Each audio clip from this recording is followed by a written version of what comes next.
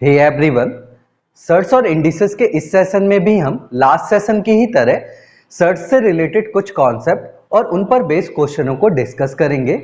Last session में हमने shirts से रूट को रिमूव करना और मल्टीपल रूट्स को सॉल्व करना सीख लिया था। मल्टीपल रूट के डिफरेंट टाइप के क्वेश्चन लगातार कॉम्पिटिटिव एग्जाम में पूछे जाते हैं। मल्टीपल रूट का एक टाइप हमने लास्ट सेशन में डिस्कस कर लिया था और बाकी के बचे हुए टाइप को हम इस सेशन में एक एक करके डिस्कस कर लेंगे। सो स्टार्ट करते हैं अपने सबसे पहले क्वेश्चन से। फर्स्ट क्वेश्चन है,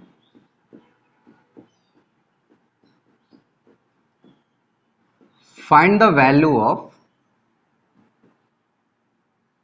रूट एक्स आप देख पा रहे होंगे इस क्वेश्चन में x पर मल्टीपल रूट्स लगे हुए हैं और आपको पता होगा यदि किसी नंबर पर मल्टीपल रूट्स लगे हुए हों तो उस केस में हम सबसे पहले इंटरनल रूट को सॉल्व करते हैं, देन उसके बाद हम आउटर रूट को सॉल्व करते हैं। सो अगर हम इस क्वेश्चन को सॉल्व करेंगे तो सबसे पहले अंदर वाले रूट को सॉल्व कर रहे होंगे, देन उसके बाद बाहर वाले रूट को सॉल्व कर रहे होंगे, देन उसके बाद सबसे बाहर वाले रूट को सॉल्व कर रहे होंगे। बट अगर आप इस क्वेश्चन को ध्यान से देखोगे तो इस क्वेश्चन में जितने भी रूट्स लगे हुए हैं उन सभी का ऑर्डर नंबर जो है वो मिसिंग है। और आपको पता है अगर किसी रूट का ऑर्डर नंबर ना लिखा हो तो उसकी जो बाय डिफॉल्ट ऑर्डर नंबर की जो वैल्यू होती है वो सेकंड होती है। इट मींस ये सभी रूट्स जो होंगे वो सेकंड ऑर्डर के होंगे। और जब हम इस क्वेश्चन को सॉल्व करेंगे तो सबसे पहले अंदर वाले रूट को सॉल्व कर रहे होंगे और जब हम अंदर वाले रूट को सॉल्व कर रहे होंगे तो बाकी के जो रूट्स होंगे बाहर वाले वो एज इट इज रहेंगे, जिन्हें हम कॉपी कर लेते हैं। Second root of X second root of X और हम सबसे पहले क्या करेंगे, इस वाले रूट को सॉल्व कर रहे होंगे तो इस रूट को हम सॉल्व कैसे करेंगे, इसके रूट को रिमूव करके। और लास्ट सेशन में हमने सीखा था कि रूट को हम रिमूव कैसे करते हैं। जैसे हमारे पास एक नंबर है nth root of a raise the power m, जहां पर आपको पता होगा a raise the power m जो है वो हमारा बेस नंबर है और n जो है वो हमारा ऑर्डर नंबर है। और इस पूरे सिंटेक्स को हम रीड कैसे करते हैं, nth root of a raise to power m से। और जब हम nth root of a raise to power m से रूट को रिमूव करेंगे तो उस केस में जो हमारा बेस नंबर है वो तो एज इट इज रहता है जो कि है a raise to power m। और जैसे ही हम इससे रूट को रिमूव करते हैं तो उस केस में दो चीजें होती हैं, एक तो हमारा रूट रिमूव हो जाता है और दूसरा जो हमारा ऑर्डर नंबर है उसका रेसिप्रोकल नंबर हमारे बेस के इंडेक्स नंबर के साथ मल्टीप्लाई हो जाता है। क्योंकि यहाँ पर ऑर्डर नंबर जो है वो क्या है, n है, तो n का रेसिप्रोकल क्या होगा, 1/n, जो कि बेस के इंडेक्स नंबर के साथ मल्टीप्लाई हो रहा होगा। और जैसे ही हम इसको आपस में मल्टीप्लाई कर रहे होंगे तो फाइनल जो रिजल्ट मिलेगा वो क्या मिलेगा, a raise the power m/n। It means हम कह सकते हैं nth root of a raise the power m से जब हम रूट को रिमूव करते हैं तो फाइनली जो रिजल्ट मिलता है वो क्या मिलता है, a raise the power m/n।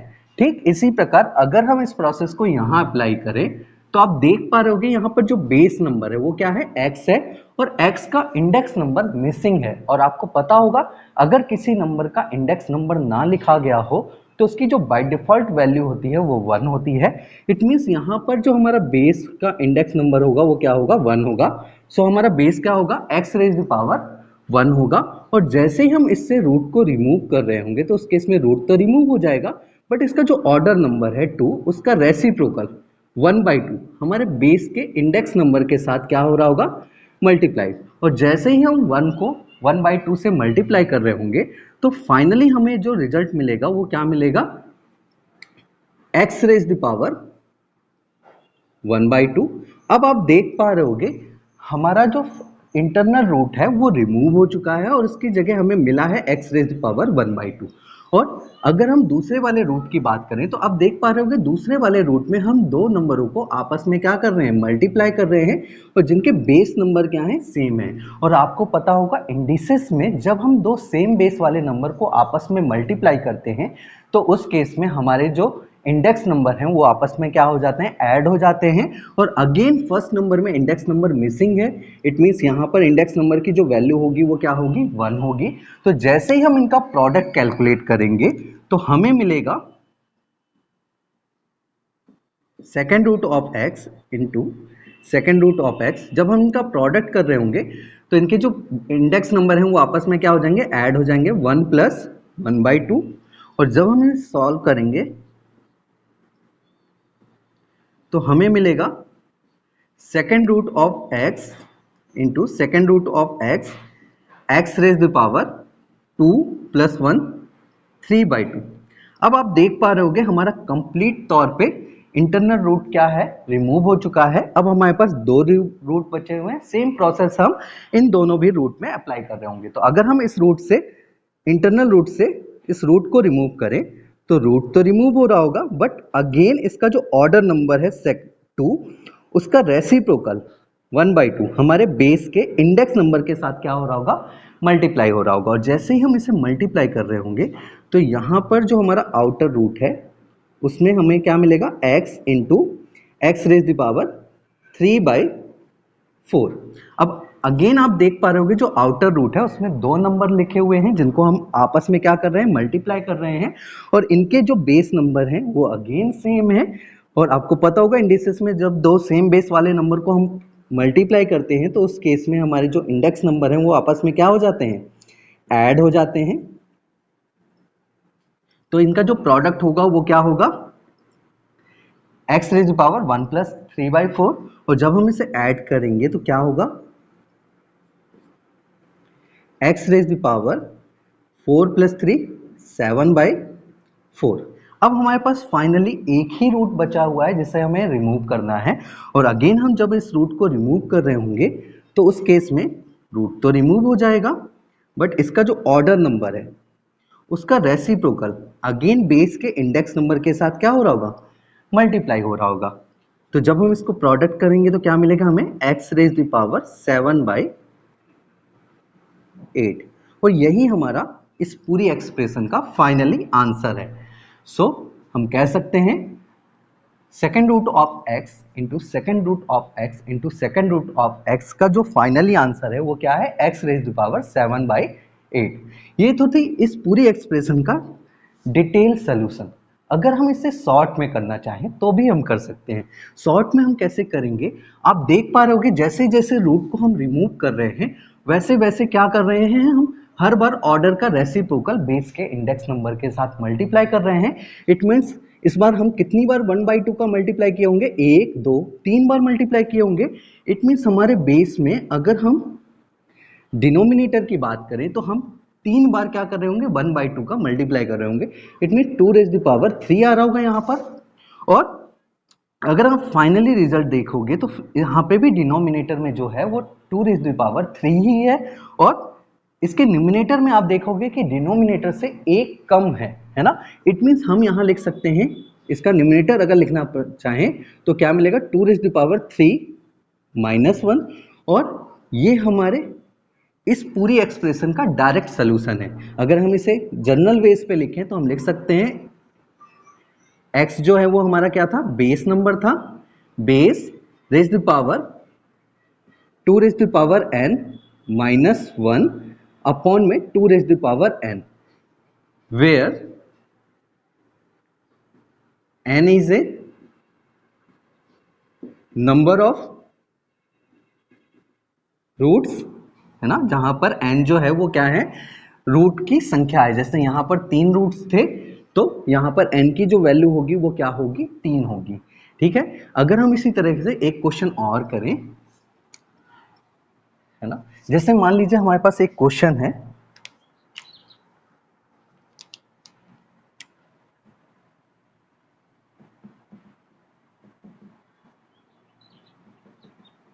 Find the value of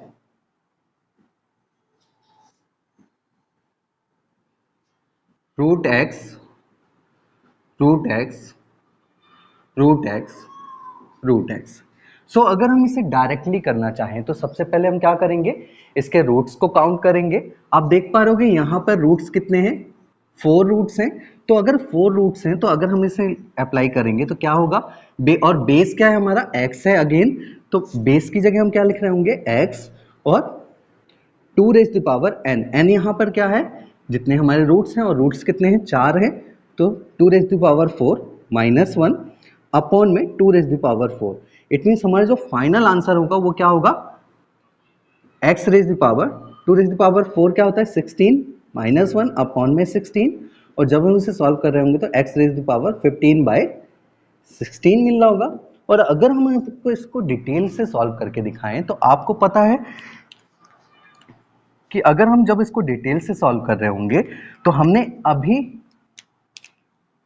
3 roots तक तो सॉल्व किया हुआ है क्वेश्चन, और इसका रिजल्ट हमें पता है।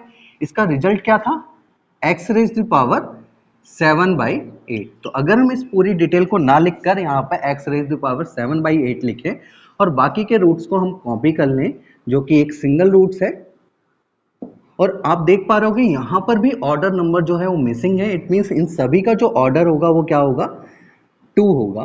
तो जब हम इसे सॉल्व कर रहे होंगे तो इन 3 रूट्स की जो वैल्यू आई है वो क्या आई है, यहां से हमने ली है x रेज द पावर 7/8, और एक फाइनली हमारे यहाँ पर x था। तो जब हम इनका प्रोडक्ट कैलकुलेट करेंगे तो अगेन हमारा क्या हो रहा होगा, बेस सेम है, इसके कारण इनके जो इंडेक्स नंबर है वो आपस में क्या हो जाएंगे, ऐड हो जाएंगे। तो x raise the power 1 plus 7/8, और जब हम इसे 8 ऐड कर रहे होंगे तो क्या मिलेगा, 8 प्लस 7 15/8 है ना, क्या मिलेगा, x रेज द पावर 15/8। और अब हमारे पास एक ही रूट है, तो अगर हम उसे रूट को रिमूव करें तो रूट तो रिमूव हो रहा होगा, बट इसका जो ऑर्डर नंबर है 2 उसका रेसिप्रोकल क्या हो रहा होगा, हमारे बेस के इंडेक्स नंबर के साथ मल्टीप्लाई हो रहा होगा। जैसे ही हम इसको मल्टीप्लाई कर रहे होंगे तो हमारा फाइनल जो रिजल्ट मिलेगा वो क्या मिलेगा, x रेज द पावर 15/16। तो आप देख पा रहे होगे इस अप्रोच को हम डायरेक्ट भी सॉल्व कर रहे हैं तो भी हमें ये रिजल्ट मिल रहा है, और डिटेल से सॉल्व कर रहे हैं तो भी हमें ये रिजल्ट मिल रहा है। और याद रखिएगा इस फॉर्मूले को हम तभी अप्लाई कर सकते हैं जब हमारे सारे बेस नंबर क्या हो, सेम हो, और जो हमारे ऑर्डर नंबर हो वो क्या हो, सेकंड हो, तभी हम इस फॉर्मूले को अप्लाई कर पा रहे होंगे। जैसे ही इनमें से कुछ भी एक चीज अलग होगी तब हम इस चीज को अप्लाई नहीं कर पा रहे होंगे। जैसे अगर हम एक क्वेश्चन और बात करें, जैसे हमारे पास मिला है एक क्वेश्चन है, a raise the power sorry under root a under root a under root a under root a under root a. आप देख पा रहे होगे यहाँ पर हमारे पास अगर हमें इसे सॉल्व करने को कहा जाए तो सबसे पहले हम क्या करेंगे, आप देख पा रहे होगे इनके सभी के रूट में जो है ऑर्डर नंबर नहीं लिखा हुआ है। इट मीन्स बाय डिफॉल्ट इनका जो ऑर्डर होगा वो क्या होगा, सेकंड होगा, और इनका जो बेस नंबर है वो सभी का क्या है, सेम है। इट मीन्स हम इस फॉर्मूले को यहाँ पे अप्लाई कर पा रहे होंगे। तो अगर हम इस फॉर्मूले को अप्लाई करें तो ये फॉर्मूला क्या कहता है, बेस, बेस यहाँ पर क्या है, x नहीं है a है, तो यहाँ पर बेस की जगह हम क्या लिखेंगे, a लिखेंगे, और बेस रेज द पावर क्या होगा, 2 raise the power 2 raise the power n, और n क्या है, नंबर ऑफ रूट्स हैं, तो रूट को काउंट कर रहे होंगे 1 2 3 4 5, यहाँ पे रूट्स कितने हैं, 5 हैं, तो n की जो वैल्यू होगी वो क्या होगी, 5 होगी। तो क्या हो जाएगा हमारा finally a raise the power 2 raise the power 5 minus 1 upon में 2 रेज द पावर 5, और जब हम इसे सॉल्व कर रहे होंगे तो क्या मिलेगा, a raise the power 2 raise the power 5 क्या होता है, 32 माइनस 1 अपॉन में 32। तो इसका जो फाइनल रिजल्ट होगा वो क्या होगा, a raise the power 31 upon में 32। तो जब भी आपको ऐसे क्वेश्चन मिले जिनमें बेस क्या हो, सेम हो, और रूट जो हो वो सभी के रूट्स क्या हो, सेकंड हो, तो उस केस में हम इस फॉर्मूले को अप्लाई कर सकते हैं और डायरेक्ट आंसर को कैलकुलेट कर सकते हैं। अगर आपको फॉर्मूला नहीं याद आता है तो आप इसकी डिटेल अप्रोच भी कर सकते हैं, बट याद रखिएगा इस फॉर्मूले को हम तभी अप्लाई कर पा रहे होंगे जब हमारे सारे के सारे बेस नंबर क्या हो, सेम हो, और सभी रूट्स का जो ऑर्डर नंबर हो वो क्या हो, सेकंड हो, तभी इसे हम अप्लाई कर पा रहे होंगे। अदरवाइज हमें डिटेल से ही क्वेश्चन को सॉल्व करना पड़ेगा। जैसे अगर हम एक क्वेश्चन करें जिनमें रूट्स अलग अलग हों,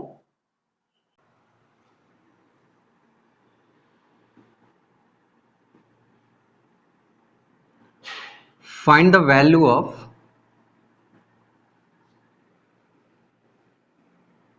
root x square root x cube. आप देख पा रहे होगे इस क्वेश्चन में अगेन मल्टीपल रूट्स लगे हुए हैं और इन सभी रूट्स का जो ऑर्डर नंबर है वो मिसिंग है। इट मींस इनकी बाय डिफॉल्ट ऑर्डर नंबर क्या होगा, सेकंड होगा। बट अगर आप इस क्वेश्चन को ध्यान से देखोगे तो इन सभी रूट्स के जो बेस नंबर है वो अलग अलग है और बेस अलग अलग होने के कारण हम इस क्वेश्चन को डायरेक्टली फॉर्मूले से नहीं सॉल्व कर सकते हैं, हमें इसे डिटेल से ही सॉल्व करना होगा। तो अगर हम इसे डिटेल से सॉल्व कर रहे होंगे तो सबसे पहले इंटरनल रूट को सॉल्व करेंगे और इंटरनल रूट को सॉल्व कर रहे होंगे तो बाहर वाले रूट एज इट इज रहेंगे, उन्हें हम कॉपी कर लेते हैं। और आपको पता है जब हम इंटरनल रूट को सॉल्व करते हैं तो उस केस में हमारा जो बेस नंबर है वो एज इट इज रहेगा और जैसे ही हम इस रूट को रिमूव कर रहे होंगे तो जो हमारा ऑर्डर नंबर है उसका रेसिप्रोकल 1/2 हमारे बेस के साथ क्या हो रहा होगा, मल्टीप्लाई हो रहा होगा। और जैसे ही हम 3 को 1/2 से मल्टीप्लाई कर रहे होंगे तो यहाँ पे फाइनली मिलेगा 3/2, है ना। और हमारा रूट क्या हो चुका होगा, रिमूव हो चुका होगा। अब आप देख पा रहे होगे जो हमारा सेकेंड रूट है उसमें हम दो सेम बेस वाले नंबर को आपस में क्या कर रहे हैं, मल्टीप्लाई कर रहे हैं। और जब हम दो सेम बेस वाले नंबर को इंडिसेस में मल्टीप्लाई करते हैं तो उस केस में इनके जो इंडेक्स नंबर हैं वो आपस में क्या हो जाएंगे, ऐड हो जाएंगे। और अगर हम इसे सॉल्व करेंगे तो क्या मिलेगा हमें, इनका एलसीएम कितना आएगा, 2 आएगा। तो 2 इंटू 2 4, 4 प्लस 3 7, 7/2। अब आप देख पा रहे होगे हमारे पास दो रूट्स हैं और तो हम क्या कर रहे होंगे, इंटरनल रूट को अगेन सॉल्व करेंगे। तो इंटरनल रूट को सॉल्व करने के लिए अगेन इससे रूट को क्या कर रहे होंगे, रिमूव कर रहे होंगे। और रूट को जैसे ही हम रिमूव कर रहे होंगे तो उसका बेस नंबर जो है वो एज इट इज रहेगा x⁻7/2 और जो हमारा ऑर्डर नंबर है उसका रेसिप्रोकल 1/2 हमारे बेस के साथ क्या हो रहा होगा, मल्टीप्लाई हो रहा होगा बेस के इंडेक्स नंबर के साथ। और जैसे ही हम इसका प्रोडक्ट कर रहे होंगे तो यहाँ पे जो रिजल्ट मिलेगा वो क्या मिलेगा, x⁻7/4। अब आप देख पा रहे होगे अगेन हम दो सेम बेस वाले नंबर को आपस में क्या कर रहे हैं, मल्टीप्लाई कर रहे हैं। तो अगेन इनके इंडेक्स नंबर क्या हो जाएंगे, ऐड हो जाएंगे। तो क्योंकि यहाँ पर इंडेक्स नंबर कुछ नहीं दिया हुआ है तो इसकी वैल्यू क्या होगी, 1 होगी। तो 1 + 7/4। और जब हम इसे सॉल्व कर रहे होंगे तो फाइनली हमें क्या मिलेगा, सेकेंड रूट ऑफ x⁻4 + 7 11/4। अब आप देख पा रहे होगे फाइनली हमारे पास एक ही रूट बचा हुआ है। तो अगर हम इसे भी रिमूव कर दें तो उस केस में क्या होगा, हमारा जो ऑर्डर नंबर होगा उसका रेसिप्रोकल बेस के इंडेक्स नंबर के साथ मल्टीप्लाई हो रहा होगा। इट मीन्स हमारा जो फाइनली आंसर आएगा वो क्या आएगा, x⁻11/8। और यही हमारे इस पूरी एक्सप्रेशन का क्या होगा, आंसर होगा। सो जब कभी भी आपके एक्सप्रेशन में रूट्स अलग अलग हों या बेस अलग अलग हों तो उस केस में आपको क्वेश्चन को डिटेल से ही सॉल्व करना पड़ेगा, आप उसमें फॉर्मूले को अप्लाई नहीं कर सकते हो। जैसे अगर हम एक क्वेश्चन और सॉल्व करके दिखाएं,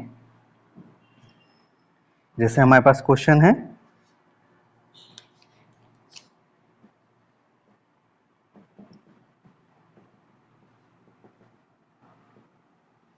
find the value of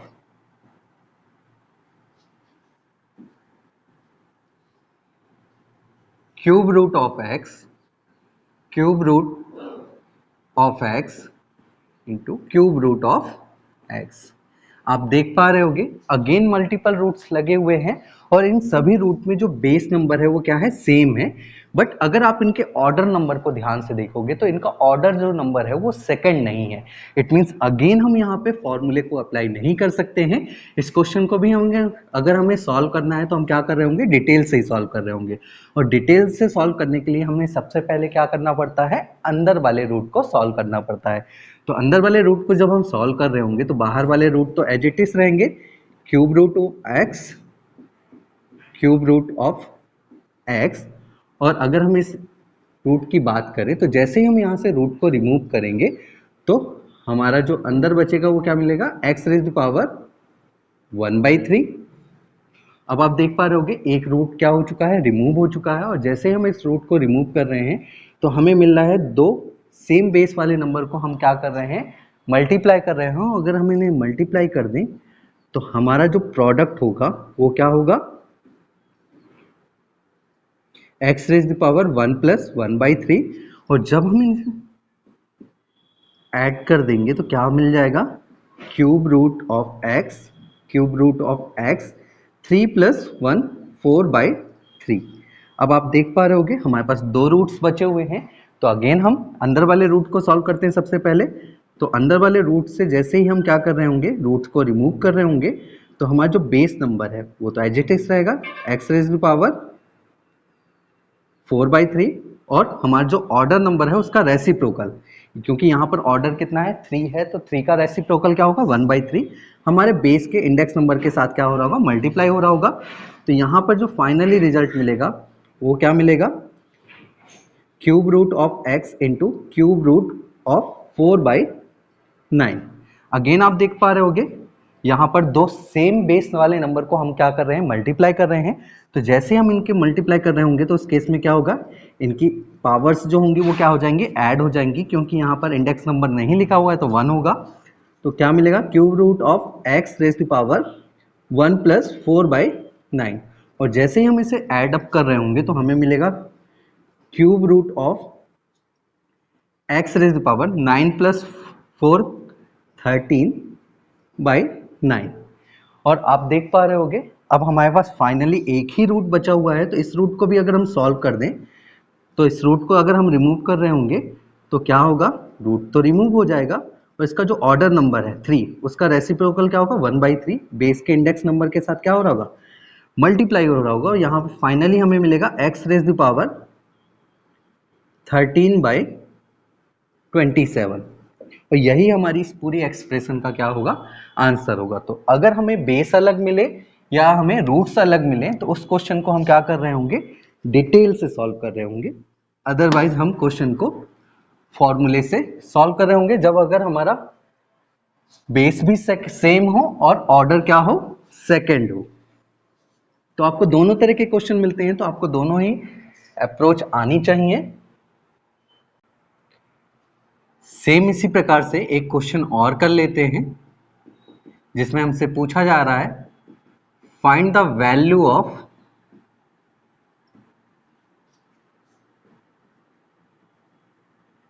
cube root of x square root x cube and fifth root of x raise to power 4। आप देख पा रहे होंगे इस क्वेश्चन में अगेन मल्टीपल रूट्स लगे हुए हैं और इन सभी रूट्स के जो ऑर्डर नंबर हैं वो अलग अलग हैं और इनके जो बेस नंबर हैं वो भी अलग अलग हैं। सो इस क्वेश्चन को भी हम फॉर्मूले से नहीं सॉल्व कर सकते हैं, इसे अगेन हमें डिटेल से सॉल्व करना पड़ेगा। और अगर आप ध्यान से देखोगे तो इसमें जो रूट्स हैं उनमें जो सेकंड रूट है उसका ऑर्डर नंबर मिसिंग है। और आपको पता है अगर ऑर्डर नंबर नहीं दिया जाता तो बाय डिफॉल्ट ऑर्डर क्या होगा, सेकंड होगा। तो जब हम इस क्वेश्चन को सॉल्व कर रहे होंगे तो सबसे पहले क्या करेंगे, इंटरनल रूट को सॉल्व कर रहे होंगे, अंदर वाले रूट को सॉल्व कर रहे होंगे। तो बाहर वाले रूट्स हमारे एज इट इज रहेंगे, cube root of x square, second root of x cube. और जैसे ही हम इस रूट को रिमूव करेंगे तो उस केस में हमारा जो बेस नंबर है वो तो एज इट इज रहेगा, एक्स रेज़ टू पावर 4। और रूट को रिमूव करते ही इसका जो ऑर्डर नंबर है उसका रेसिप्रोकल बेस के इंडेक्स नंबर के साथ मल्टीप्लाई हो रहा होगा। क्योंकि यहाँ पर ऑर्डर नंबर क्या है, 5 है, तो 5 का रेसिप्रोकल क्या होगा, 1/5। तो यहाँ पर क्या हो जाएगा, बेस के इंडेक्स नंबर के साथ क्या मल्टीप्लाई हो रहा होगा, 1/5। तो जैसे ही हम इसको मल्टीप्लाई कर रहे होंगे तो हमारा फाइनली रिजल्ट क्या मिलेगा, एक्स रेज़ टू पावर 4/5। अब आप देख पा रहे होगे इंटरनल रूट रिमूव हो चुका है और हमारे पास यहाँ पर दो सेम बेस वाले नंबर एक दूसरे से क्या हो रहे हैं, मल्टीप्लाई हो रहे हैं। इट मीन्स जब हम इनका प्रोडक्ट कर रहे होंगे तो इनके इंडेक्स नंबर क्या हो जाएंगे, ऐड हो जाएंगे। It means x raise to power 3 plus 4/5 हो जाएगा। और अगर हम इसे सॉल्व करें तो हमें रिजल्ट मिलेगा cube root of x square as it is रहेगा और second root of x raise the power 3 into 5 15 plus 4 19/5। अब आप देख पा रहे होगे हमारे पास दो रूट्स हैं और अगर हम इन्हें सॉल्व करें तो अगेन हम अंदर वाले रूट को सॉल्व कर रहे होंगे यहाँ पे। तो cube root of x square तो एज इट इज रहेगा और जैसे ही हम इस रूट को रिमूव कर रहे होंगे तो इसका जो बेस नंबर है एक्स रेज द पावर 19/5 वो एज इट इज रहेगा और रूट को रिमूव करने के लिए हमें इसके ऑर्डर नंबर के रेसिप्रोकल को बेस के इंडेक्स नंबर के साथ क्या करना पड़ेगा, मल्टीप्लाई करना पड़ेगा। और जैसे ही हम इसे मल्टीप्लाई कर रहे होंगे तो हमें फाइनली मिलेगा cube root of x square into x raise the power 19/10। अब आप देख पा रहे होगे यहाँ पर भी हम दो सेम बेस वाले नंबर को आपस में क्या कर रहे हैं, मल्टीप्लाई कर रहे हैं, तो इनकी भी पावर क्या हो जाएंगी, ऐड हो जाएंगी। तो हमारा रिजल्ट क्या होगा, cube root of x raise the power 2 plus 19/10। और अगर हम इन्हें ऐड कर दें तो क्या मिलेगा, cube root of x raise the power 20 plus 19 कितना हो जाएगा, 39/10।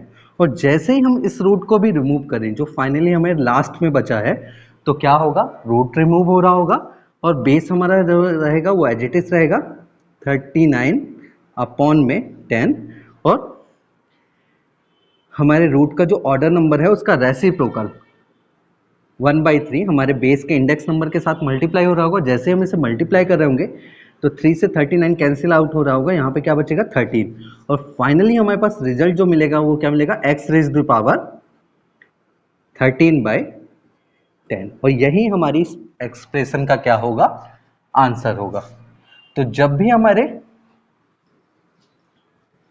रूट्स के ऑर्डर डिफरेंट हो या बेस डिफरेंट हो तो उस केस में हम step by step internal roots को रिमूव करते जाएंगे और फाइनली अपने आंसर को कैलकुलेट कर लेंगे।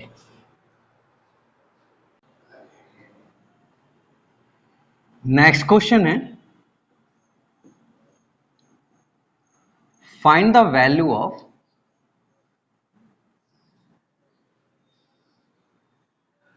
Root x root x root x root x up to infinite number of terms. आप देख पा रहे होगे इस क्वेश्चन में भी x पर मल्टीपल रूट्स लगे हुए हैं और सभी रूट के जो ऑर्डर नंबर है वो भी सेम है और सभी रूट के जो बेस नंबर है वो भी सेम है। बट यहाँ पर जो नंबर ऑफ रूट्स हैं वो इनफाइनाइट नंबर ऑफ टर्म्स तक है। सो इस केस में भी हम अपने फॉर्मूले को अप्लाई नहीं कर पा रहे होंगे। दरअसल ऐसे क्वेश्चन की जो सॉल्विंग प्रोसेस होती है वो थोड़ी सी डिफरेंट होती है बट इसका जो आंसर होता है वो बहुत सिंपल होता है। ऐसे क्वेश्चन का जो आंसर होता है वो हमारा बेस नंबर होता है और आप देख पा रहे होगे इस क्वेश्चन में जो बेस नंबर है वो हर जगह क्या है, x है। इट मींस इस क्वेश्चन का जो आंसर होगा वो इक्वल होगा x के। तो जब भी आपको कॉम्पिटिटिव एग्जाम में ऐसे क्वेश्चन मिलते हैं तो उस केस में हम डायरेक्टली इनके बेस नंबर को आंसर टिक करते हैं।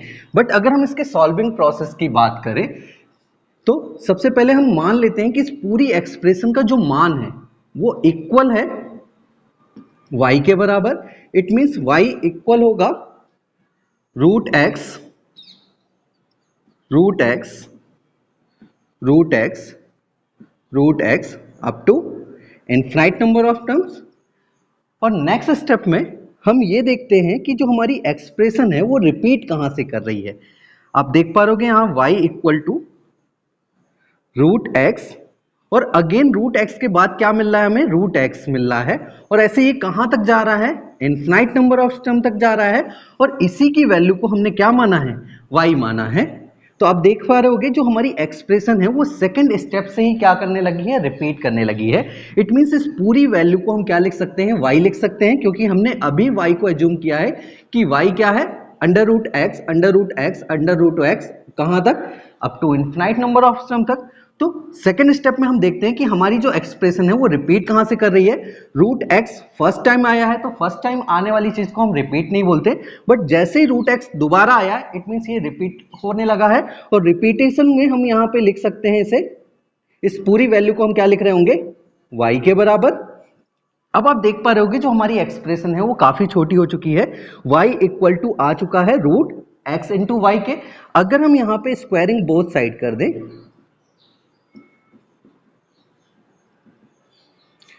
तो यहाँ पे क्या मिलेगा वाई स्क्वायर, और जब हम इसका स्क्वायर कर रहे होंगे तो स्क्वायर से इसका रूट क्या हो जाएगा, कैंसिल आउट हो जाएगा। क्यों? क्योंकि जो इसका रूट का ऑर्डर है वो कितना है, सेकंड है। तो जब हम इसका स्क्वायर कर रहे होंगे तो यहाँ पे मिल रहा होगा x इंटू वाई। अब आप देख पा रहे होगे एक y से एक y को हम कैंसिल आउट कर सकते हैं, और यहाँ पे y इक्वल टू क्या मिल जाएगा, x मिल जाएगा। और इस पूरी एक्सप्रेशन का जो मान है वो हमने क्या माना था, y ही माना था, और y का जो मान है वो किसके बराबर आ रहा है, x के बराबर आ रहा है।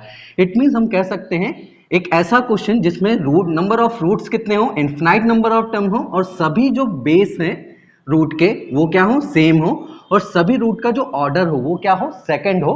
तो उस केस में हम डायरेक्टली अपने बेस नंबर को क्या कर सकते हैं, आंसर कर सकते हैं। जैसे एक क्वेश्चन और करते हैं,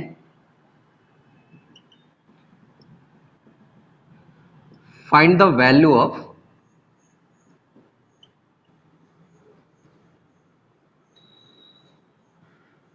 root 8 up to infinite number of terms। यहाँ पर भी आप देख पा रहे होगे जो नंबर ऑफ रूट्स हैं वो कितने हैं, इनफिनाइट हैं, और सभी रूट के जो बेस नंबर हैं वो भी क्या है, सेम है, और सभी रूट का जो ऑर्डर है वो भी क्या है, सेम है। तो इस केस में हम आंसर अगर हमें करना हो तो इसका आंसर जो होगा वो इसका बेस नंबर होगा, बेस नंबर क्या है, 8 है। इट मींस इसका आंसर जो होगा वो क्या होगा, 8 होगा। अगर हम इसे सॉल्व भी करना चाहें तो प्रोसेस सेम है।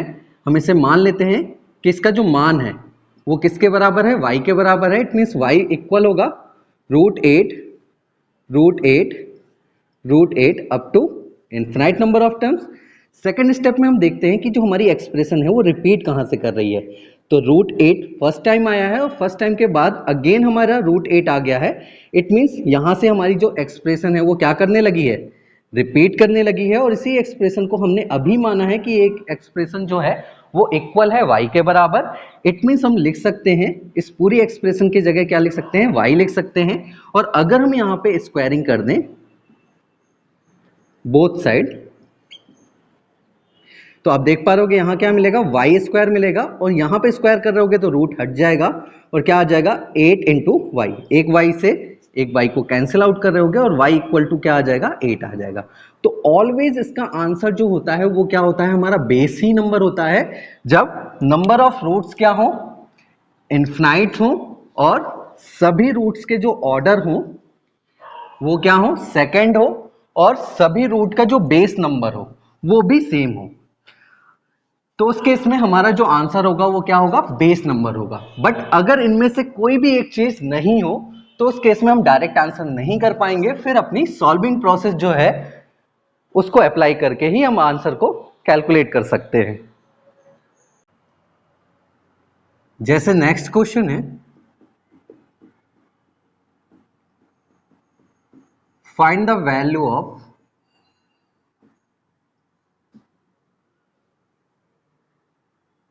Cube root of x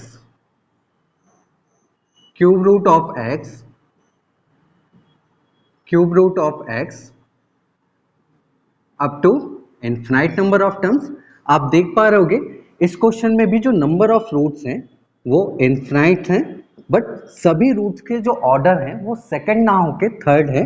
it means इस क्वेश्चन का हम डायरेक्टली आंसर बेस नंबर नहीं कर सकते हैं। इसे सॉल्व करने के लिए हमें प्रोसेस को अप्लाई करना पड़ेगा, और प्रोसेस हमारी सेम है। हम मान लेते हैं कि इस पूरी एक्सप्रेशन का जो मान है वो किसके बराबर है, y के बराबर है। इट मींस y इक्वल होगा क्यूब रूट ऑफ x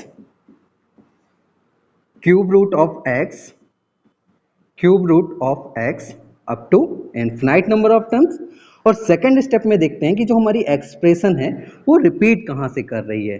तो क्यूब रूट ऑफ x के बाद again cube root of x आ रहा है। इट मींस हमारी जो एक्सप्रेशन है वो सेकंड स्टेप से ही क्या करने लगी है, रिपीट करने लगी है। और अप टू कहां तक रिपीट कर रही है, इनफिनाइट नंबर ऑफ टर्म्स तक रिपीट कर रही है। और इसी वैल्यू को तो हमने अभी माना है कि ये इक्वल है किसके बराबर है, y के बराबर है। इट मींस इस पूरी वैल्यू को हम क्या लिख सकते हैं, यहाँ पे y के बराबर लिख सकते हैं। अब क्योंकि यहाँ पर ऑर्डर कितना है, रूट का 3 है, तो इट मींस हम क्या कर रहे होंगे, यहाँ पे क्यूब कर रहे होंगे ना, cubing of both side.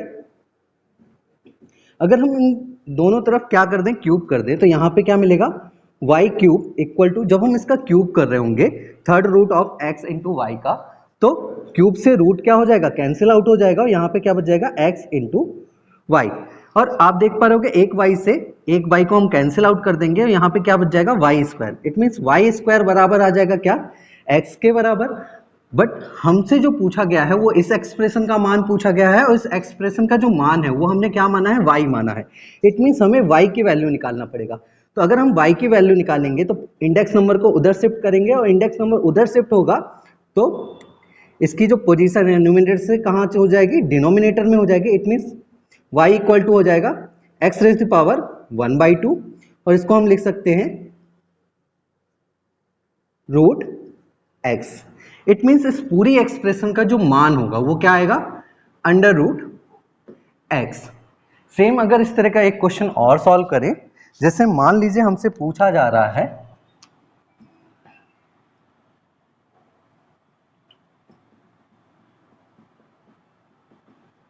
Find the value of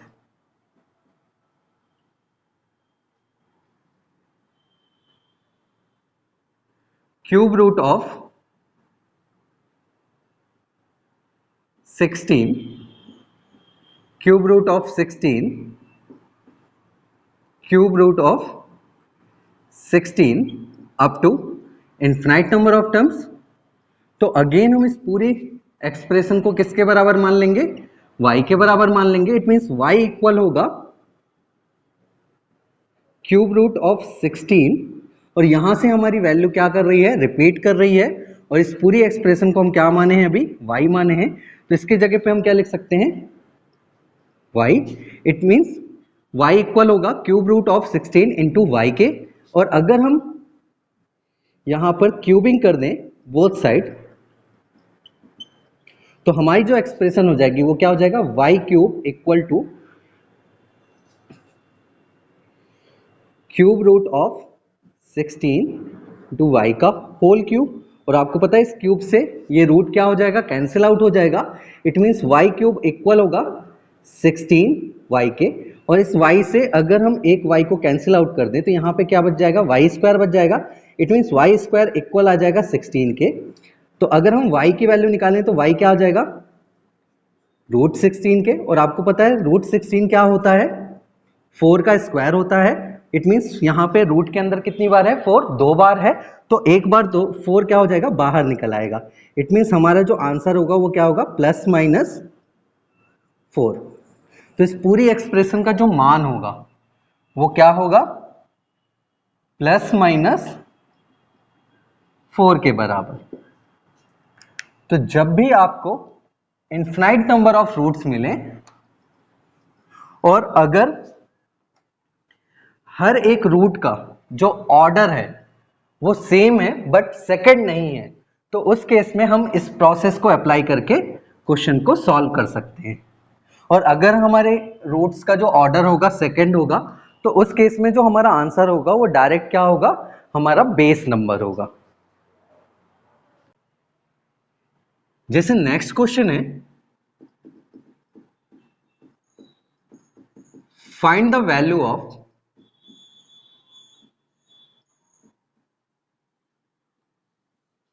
root 8,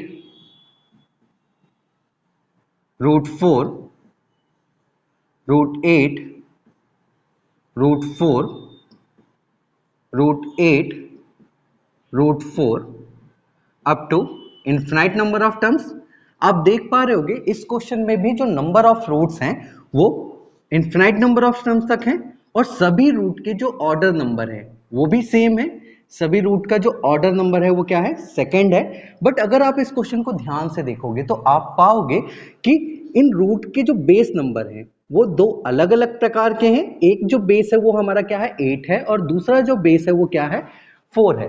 क्योंकि यहाँ पर बेस नंबर जो हैं वो अलग अलग हैं, सो इस क्वेश्चन को भी हम डायरेक्टली नहीं सॉल्व कर पा रहे होंगे, इसे भी हमें डिटेल से सॉल्व करना पड़ेगा। और डिटेलिंग अप्रोच हमारी सेम है, जब तक आपके नंबर ऑफ रूट्स जो होते हैं वो इनफिनाइट नंबर ऑफ टर्म्स तक होते हैं, तो हम मान लेते हैं कि इस पूरी एक्सप्रेशन का जो मान है वो किसके बराबर है, y के बराबर है। इट मीन्स y इक्वल होगा √8 √4 √8 √4 √8 √4 up to infinite number of terms. और सेकेंड स्टेप में हम ये देखते हैं कि जो हमारी एक्सप्रेशन है वो रिपीट कहां से कर रही है।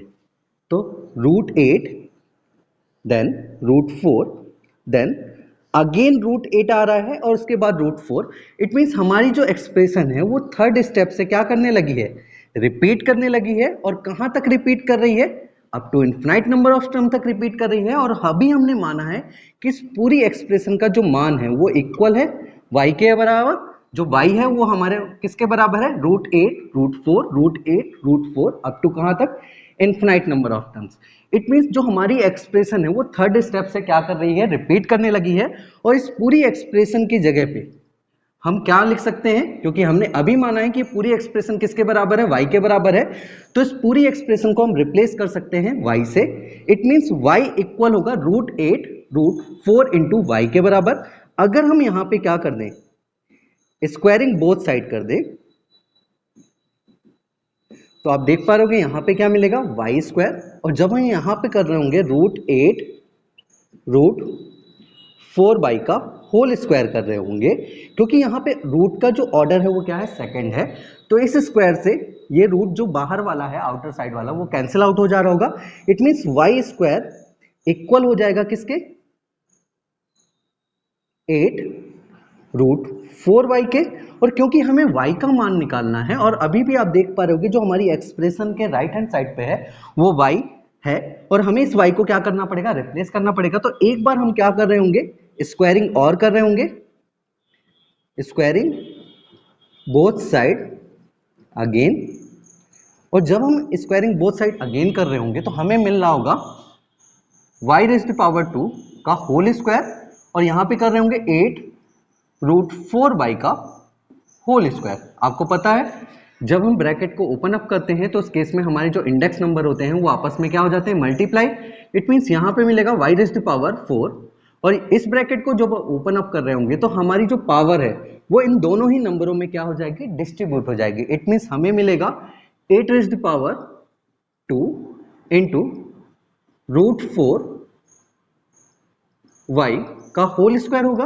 और क्योंकि इस रूट का भी जो ऑर्डर है वो क्या है, सेकंड है, तो इस स्क्वायर से ये रूट कैंसिल आउट हो जाएगा। इट मीन्स y⁻4 इक्वल होगा 8⁻² इंटू 4 इंटू वाई के। अब आप देख पा रहे होगे यहाँ पे हम दो नंबरों को क्या कर रहे हैं, आपस में मल्टीप्लाई कर रहे हैं, बट इनके बेस जो है वो अलग अलग हैं। तो सबसे पहले क्या कर लेते हैं, इनके बेस को सेम कर लेते हैं। इट मीन्स y⁻4 इक्वल होगा 8 की जगह पे हम क्या लिख सकते हैं, 2⁻3 की होल पावर 2, और इसको क्या लिख सकते हैं, 4 को 2⁻2 और इंटू वाई। आप देख पा रहे होगे y यहाँ पे 4 बार है और यहाँ पे कितनी बार है, 1 बार है। तो अगर हम इसको कैंसिल आउट करें तो 1 से 1 कैंसिल आउट हो जाएगा और बच कितनी जाएगा, 3 बार। It means y³। अब आप देख पा रहे होगे यहाँ पे जब हम ब्रैकेट को ओपन अप कर रहे होंगे तो अगेन हमारे इंडेक्स नंबर जो होंगे वो आपस में क्या हो जाएंगे, मल्टीप्लाई। It means 2⁻6 into 2⁻2। अब आप देख पा रहे होगे दो सेम बेस वाले नंबर को हम क्या कर रहे हैं, यहाँ पे मल्टीप्लाई कर रहे हैं। तो अगर हम इनको मल्टीप्लाई कर रहे हैं तो ये इक्वल होगा 2⁸ के, क्योंकि हमारे सेम बेस के कारण जो हमारे इंडेक्स नंबर है वो क्या हो जाएंगे, ऐड हो जाएंगे। इट मीन्स हम कह सकते हैं y³ इक्वल होगा 2⁸ के, क्योंकि हमें अभी भी y का मान नहीं मिला है। हमें जो मान मिला है वो किसका मिला है, y³ का, और हमने इस पूरी एक्सप्रेशन को माना है किसके बराबर है, y का। तो हमें y का मान निकालना पड़ेगा। तो y के मान के लिए क्या करेंगे, हम दोनों तरफ क्या ले लेते हैं, क्यूब रूट। अगर हम यहां पे भी क्यूब रूट ले लें और यहां पे भी क्यूब रूट ले लें तो आपको पता है क्यूब रूट से वही चीज बाहर आती है जो अंदर कितनी बार लिखी गई हो, 3 बार। और आप देख पा रहे हो कि यहाँ y³ कितनी बार है, 3 बार। तो इससे एक बार बाहर निकल आएगा। इट मीन्स यहाँ पे जो बचेगा वो क्या बचेगा, y। और यहाँ पर 2 कितने टाइम्स है, 8 टाइम्स है। तो अगर हम 2 के पेयर बना रहे होंगे 3 के, तो कितनी बार बनेंगे, 2 बार। और 2 क्या हो जाएंगे, छूट जाएंगे। इट मीन्स 2 इससे बाहर आ जाएंगे और 2 क्या होंगे, अंदर रहेंगे। जैसे अगर हम इसको एक्सप्लेन करें डिटेल से, तो अगर हम 2⁸ को एक्सपेंड करें तो ये क्या होगा 2 into 2 into 2 into 2 into 2 into 2 into 2 into 2। अब आप क्या कर रहे होंगे, हमें पता है कि क्यूब रूट से वही चीज बाहर आती है जो अंदर कितनी बार हो, 3 बार हो। तो 3 के हम क्या कर रहे होंगे, पेयर बना रहे होंगे। तो आप देख पा रहे हो एक पेयर ये बना, एक पेयर ये बना, और अब इस बार पेयर नहीं बन पा रहा होगा क्योंकि यहाँ पे कितनी बार 2 है, केवल 2 ही बार 2 है। तो जो भी 3 बार बना है वो बाहर आ जाएगा। तो इससे 1 2 आएगा और इससे भी 1 2 बाहर आएगा, और अंदर क्या बच जाएगा, cube root of 2 into 2। It means y equal होगा 4 क्यूब रूट ऑफ 4 के बराबर। और हमने अभी इस पूरी एक्सप्रेशन का जो मान माना है वो किसके बराबर माना है, y के बराबर। और y का जो मान आ रहा है वो क्या आ रहा है, 4 cube root of 4। It means इस पूरी एक्सप्रेशन का जो मान होगा वो क्या होगा, 4 क्यूब रूट ऑफ 4 के बराबर। तो जब भी आपको एक ऐसी एक्सप्रेशन मिले जिसमें नंबर ऑफ रूट्स जो हो वो कितनी बार हो, इनफिनाइट नंबर ऑफ टर्म्स हो, बट बेस नंबर जो हो वो अलग अलग हो, तो उस केस में भी हम क्वेश्चन को डिटेल में ही सॉल्व करते हैं, तभी हम अपने आंसर को कैलकुलेट कर पाएंगे। जैसे एक क्वेश्चन अगर हम और करें सेम इसी प्रकार से, नेक्स्ट क्वेश्चन है find the value of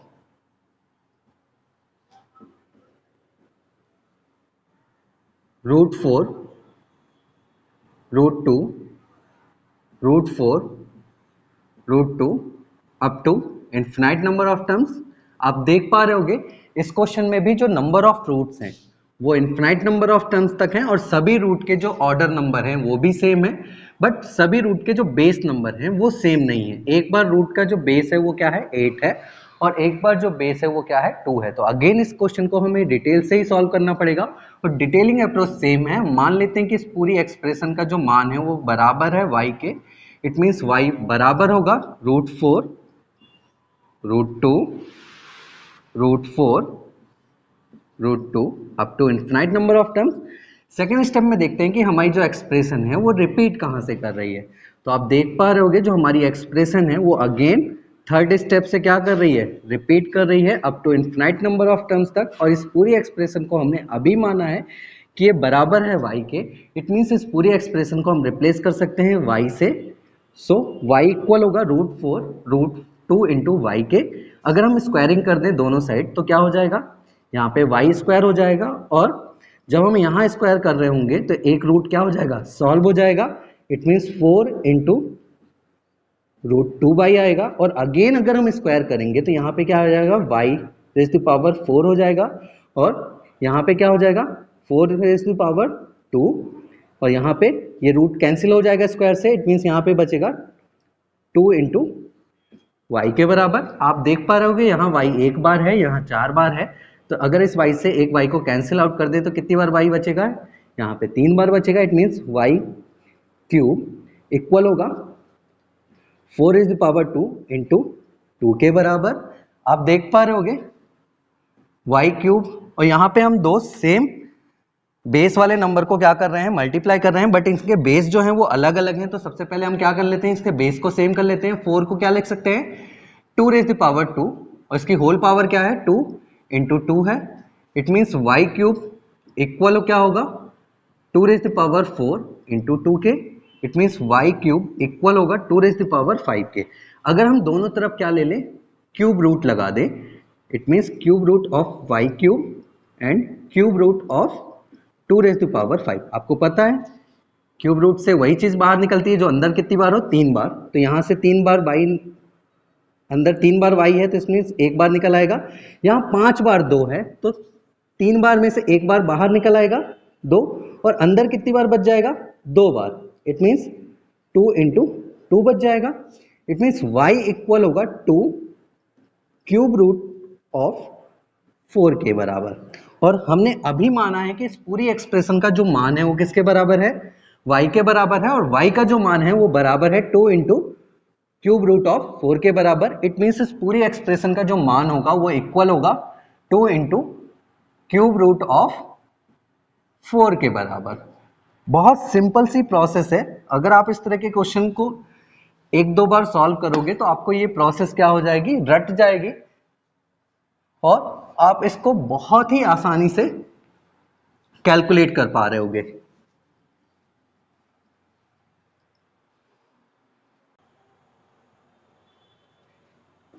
next question है,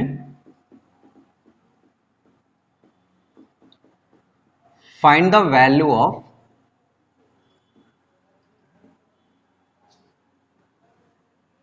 square root of 3, cube root of 9, square root of 3, cube root of 9, square root of 3, cube root of 9 up to infinite number of terms. आप देख पा रहे होगे इस question में भी जो नंबर ऑफ रूट्स हैं वो आपके इनफिनाइट नंबर ऑफ टर्म तक हैं। और अगर आप इस क्वेश्चन को ध्यान से देखोगे तो सभी रूट के जो ऑर्डर नंबर है वो सेम नहीं है। इस बार एक बार रूट का जो ऑर्डर नंबर है वो क्या है, सेकंड है, और दूसरी बार उसी रूट का जो ऑर्डर नंबर है वो क्या है, थर्ड है। ठीक इसी प्रकार जो हमारा बेस नंबर है रूट के वो भी सेम नहीं है, अलग अलग है। एक बार रूट का जो बेस नंबर है वो क्या है, 3 है, और एक बार रूट का जो बेस नंबर है वो क्या है, 9 है। तो इस क्वेश्चन में आपके ऑर्डर नंबर और बेस नंबर भी डिफरेंट डिफरेंट है। सो इस क्वेश्चन को हमें डिटेल से ही सॉल्व करना पड़ेगा और डिटेलिंग अप्रोच हमारी सेम है। जब तक आपके नंबर ऑफ टर्म्स जो हों रूट्स के वो इनफिनाइट हों तो हम उस केस में मान लेते हैं कि जो हमारी एक्सप्रेशन है वो इक्वल है y के बराबर। इट मीन्स y का जो मान होगा वो इक्वल होगा square root of 3, cube root of 9, square root of 3, cube root of 9, square root of 3 and cube root of 9 up to infinite number of terms. और सेकेंड स्टेप में हम देखते हैं कि हमारी जो एक्सप्रेशन है वो रिपीट कहाँ से कर रही है। तो स्क्वायर रूट ऑफ 3, देन इस cube root of 9, then square root of 3, again square root of 3 आ गया है और आप देख पा रहे होगे इसके बाद क्यूब रूट ऑफ 9 आ रहा है। इट मीन्स हमारी जो एक्सप्रेशन है वो थर्ड स्टेप से रिपीट करने लगी है up to infinite number of term तक। और इस पूरी एक्सप्रेशन को हमने अभी इक्वल माना है किसके बराबर, y के बराबर। इट मीन्स इस पूरी एक्सप्रेशन को हम रिप्लेस कर सकते हैं y से। सो हम कह सकते हैं y इक्वल होगा square root of 3 and cube root of 9 के। अगर हम दोनों तरफ क्या कर दें, स्क्वायरिंग कर दें, स्क्वायरिंग बोथ साइड, तो हमारी जो एक्सप्रेशन होगी वो क्या होगी, वाई स्क्वायर। और जब हम इसका स्क्वायर कर रहे होंगे तो ये बाहर वाला रूट जो होगा वो क्या हो जाएगा, स्क्वायर के कारण कैंसिल आउट हो रहा होगा। क्यों, क्योंकि इस रूट का जो ऑर्डर नंबर है वो क्या है, सेकंड है, तो स्क्वायर से ये रूट कैंसिल आउट हो जाएगा। इट मीन्स वाई स्क्वायर बराबर होगा 3 क्यूब रूट ऑफ 9y के। अब आप देख पा रहे होगे वाई स्क्वायर इक्वल है 3 क्यूब रूट ऑफ 9y के, और अभी भी हमारी एक्सप्रेशन में y इंक्लूडेड है और y को हमने खुद से माना है। तो हमें क्या करना पड़ेगा, इस y को हटाना पड़ेगा। उसके लिए हम क्या कर रहे होंगे, इस रूट को हटा रहे होंगे, और क्योंकि इस रूट का जो ऑर्डर नंबर है वो क्या है, थर्ड है, तो हमें पूरी एक्सप्रेशन को क्या करना पड़ेगा, क्यूब करना पड़ेगा। तो हम पूरी एक्सप्रेशन का क्या कर रहे होंगे, क्यूबिंग बोथ साइड। तो जब हम इसका क्यूब कर रहे होंगे तो वाई स्क्वायर का होल क्यूब कर रहे होंगे। ठीक इसी प्रकार 3 इंटू क्यूब रूट ऑफ 9 का होल क्यूब कर रहे होंगे। तो जब हम इसका ब्रैकेट ओपन अप कर रहे होंगे तो इसके इंडेक्स नंबर क्या हो रहे होंगे, मल्टीप्लाई हो रहे होंगे। It means y raise to power क्या आ जाएगा, यहाँ पे 6 हो जाएगा। और जब हम यहाँ पे ब्रैकेट को ओपन अप कर रहे होंगे तो ये पावर जो है वो इन दोनों ही नंबरों में क्या हो रही होगी, डिस्ट्रीब्यूट हो रही होगी। It means 3 raise to power 3 into cube root of 9y का होल क्यूब हो जाएगा। और आप देख पा रहे होगे इस क्यूब से ये क्यूब रूट क्या हो जाएगा, कैंसिल आउट हो जाएगा। It means y raise to power 6 equal होगा 3 raise to power 3 into 9y के। अब यहाँ पे दो नंबर आपस में क्या हो रहे हैं, मल्टीप्लाई हो रहे हैं, बट इनके बेस सेम नहीं है। और हम इनके बेस को सेम कर सकते हैं, तो हम कर रहे होंगे y raise to power 6, 3 raise to power 3 को ऐसे एज इट इज लिखते हैं, और 9 को हम क्या लिख सकते हैं, 3 raise to power 2 into y. आप देख पा रहे यहाँ y एक बार है और यहाँ y कितनी बार है, 6 बार, तो एक बार कैंसिल आउट हो जाएगी। इट मीन्स यहाँ पे कितनी बचेगा, 5 बार। It means y raise to power 5 equal होगा 3 raise to power 3 into 3 raise to power 2। अब आप देख पा रहे होगे दो सेम बेस वाले नंबर को हम यहाँ क्या कर रहे हैं, मल्टीप्लाई कर रहे हैं। और सेम बेस वाले नंबर को अगर हम मल्टीप्लाई करते हैं तो उस केस में उनके इंडेक्स नंबर क्या हो जाते हैं, आपस में ऐड हो जाते हैं। It means y raise to power 5 equal होगा 3 रेज़ टू पावर 5 के। अब आप देख पा रहे होगे यहाँ पे दो नंबर एक दूसरे के बराबर हैं और इनके इंडेक्स नंबर क्या हैं, एक दूसरे के बराबर हैं। इट मीन्स इनके बेस नंबर भी क्या होंगे, एक दूसरे के बराबर होंगे। तो यहां से हम कह सकते हैं y इक्वल होगा किसके, 3 के बराबर। तो इस पूरी एक्सप्रेशन का जो मान माने थे हमने वो y को ही माना था, और y का मान जो आ रहा है वो किसके बराबर आ रहा है, 3 के बराबर आ रहा है। इट मीन्स इस पूरी एक्सप्रेशन का जो मान होगा वो इक्वल होगा 3 के बराबर। तो आप देख पा रहे होगे अगर हमारे ऑर्डर नंबर और बेस नंबर भी अलग होते हैं तो हमारी अप्रोच चेंज नहीं हो रही। हम पूरी एक्सप्रेशन का मान लेते हैं y के बराबर है, और उसके बाद हम रूट्स को हटाने की कोशिश करते हैं और धीरे धीरे हमारा क्वेश्चन क्या हो जाता है, सॉल्व हो जाता है। नेक्स्ट क्वेश्चन है,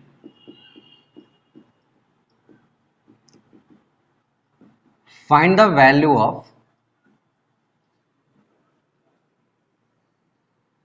root x plus root x plus root x plus root x up to infinite number of terms.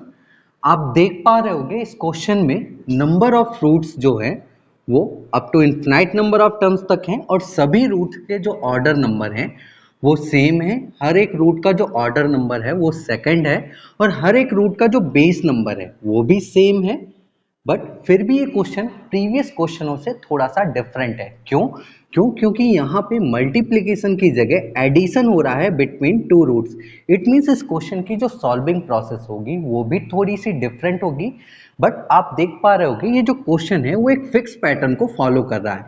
It means इसका जो आंसर होगा वो भी एक फिक्स पैटर्न को फॉलो कर रहा होगा। सो जब भी आपके कॉम्पिटिटिव एग्जाम में इस पैटर्न से फॉलो करते हुए कोई क्वेश्चन को पूछा जाता है तो उस केस में हम उस क्वेश्चन को सॉल्व करने के बजाय डायरेक्टली आंसर करना ज़्यादा प्रेफर करते हैं, क्योंकि वो बहुत ही ईजी तरीके से हम आंसर को क्या कर सकते हैं, कैलकुलेट कर सकते हैं। अगर हम इसके आंसर की बात करें विदाउट एनी प्रोसेस को अप्लाई किए तो आप देख पा रहे होगे इसका जो बेस नंबर है वो हर जगह क्या है, सेम है। इट मीन्स हम कर क्या रहे होंगे, हमें आंसर को फाइंड करने के लिए अपने बेस नंबर को दो ऐसे फैक्टर्स में तोड़ रहे होंगे जिनका बीच का डिफरेंस क्या होगा, एक के बराबर होगा। आप देख पा रहे हो कि अगर हम यहाँ पे एक फैक्टर मानते हैं n है, दूसरा फैक्टर क्या होगा n+1।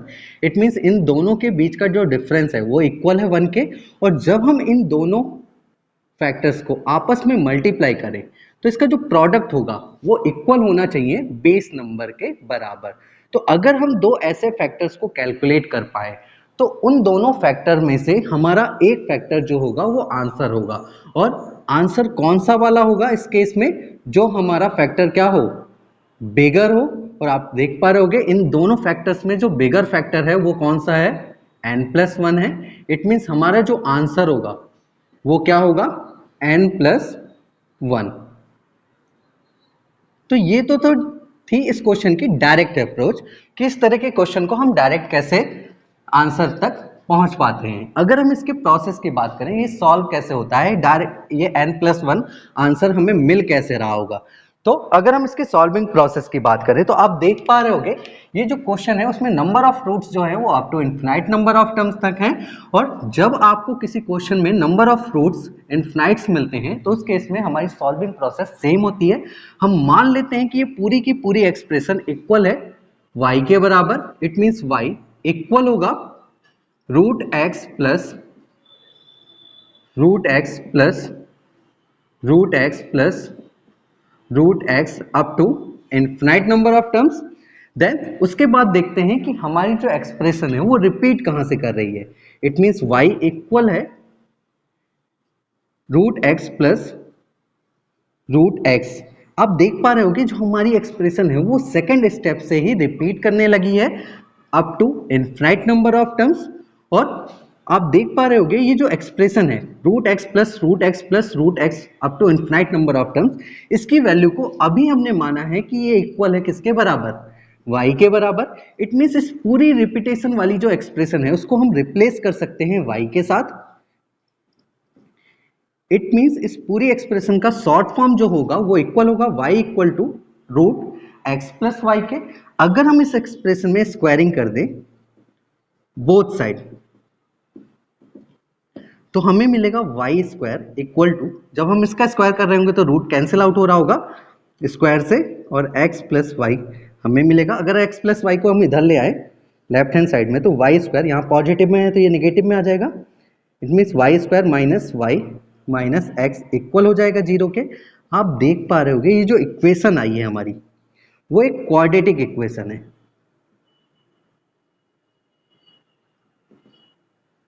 आपको पता होगा एक आइडियल क्वाड्रेटिक इक्वेशन क्या होती है।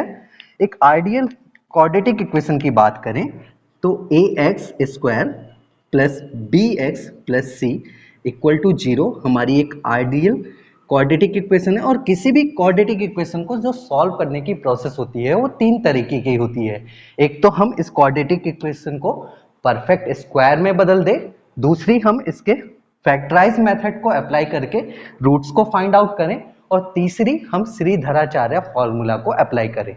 तो परफेक्ट स्क्वायर बनाना इसका थोड़ा सा मुश्किल होगा, तो अगर हम इसको फैक्टराइज मेथड्स के थ्रू सॉल्व कर रहे होंगे तो फैक्टराइज मेथड में हम करते क्या हैं, जो हमारा मिड टर्म है dx, उसमें b को हम दो ऐसे फैक्टर्स में तोड़ते हैं। मान लेते हैं हमारे जो रूट्स हैं b के वो क्या है r1 और r2, दो ऐसे फैक्टर्स होते हैं जिनको अगर हम प्लस माइनस करें, अगर हम अपने दोनों रूट को प्लस या माइनस करें तो हमें जो मिलना चाहिए वो क्या मिलना चाहिए, वो b के बराबर होना चाहिए। और अगर हम इन दोनों रूट का प्रोडक्ट कैलकुलेट करें फिर r1 इंटू r2 करें तो हमें जो मिलना चाहिए वो क्या मिलना चाहिए, a इंटू सी के बराबर का जो रिजल्ट होगा वो मिलना चाहिए, जहां पर b जो है वो हमारे x का कॉफिशिएंट है और a जो है वो हमारे एक्स स्क्वायर का कॉफिशिएंट है और c जो है वो हमारा कांस्टेंट है। तो यहाँ पर r1 r2 जो होंगे वो हमारे दो रूट्स होंगे, और इस केस में जो हमारा आंसर होगा वो अगेन इन दोनों रूट्स में से कोई एक आंसर होगा, और वो वाला रूट कौन सा आंसर होगा, जो बिगर हो। इन दोनों रूट में जो बड़ा रूट होगा वही हमारा क्या होगा, आंसर होगा। यहाँ पे आप देख पा रहे होंगे सारे के सारे जो टर्म हैं वो वेरिएबल में है। अगर हम इसको बेहतर ढंग से समझाएं तो हम एक नंबर्स के थ्रू आपको समझाएं तो ये ज्यादा बेहतर आपको समझ में आ रहा होगा ये क्वेश्चन। जैसे अगर हम एक क्वेश्चन लेते हैं जिसमें हमसे सेम पैटर्न में क्वेश्चन का आंसर पूछा जा रहा है, जैसे अगर हम एक क्वेश्चन लें, फाइंड द वैल्यू ऑफ